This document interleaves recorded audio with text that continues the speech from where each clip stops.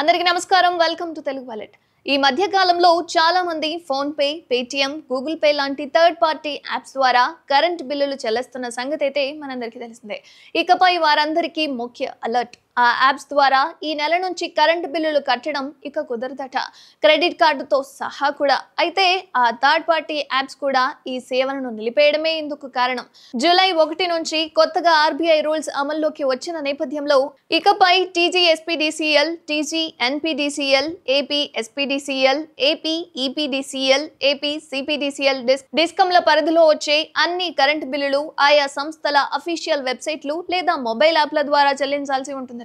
మరోవైపు బిల్లు చెల్లింపుల్లో భద్రతకు పెద్దపీట వేస్తూ ఆర్బీఐ ఇటీవల కీలక నిర్ణయం తీసుకుంది భారత్ బిల్లు పేమెంట్ సిస్టమ్ ద్వారానే బిల్లు చెల్లింపులన్నీ జరగాలని నిర్దేశించింది దీంతో ఈ కొత్త నిబంధనలన్నీ కూడా జూలై 1 నుంచి అమల్లోకి వచ్చాయి HDFC ICICI bank axis bank వంటి ప్రధాన బ్యాంకులు ఇంకా భారత్ బిల్ పేమెంట్ ను సిస్టమ్ ను యాక్టివేట్ చేసుకోలేదు దీంతో ఆయా బ్యాంకులకు చెందిన కస్టమర్లు థర్డ్ పార్టీ యాప్ల ద్వారా క్రెడిట్ కార్డు బిల్లులు చెల్లించినట్లయితే అవి ప్రాసెస్ కావు ఇక ఇప్పుడు విద్యుత్ బిల్లుల చెల్లింపుల్లోనూ అదే జరుగుతోంది కొంచెం జాగ్రత్త వహిస్తే మధ్యలో మన పేమెంట్లు ఎక్కడ కూడా ఆగిపోవు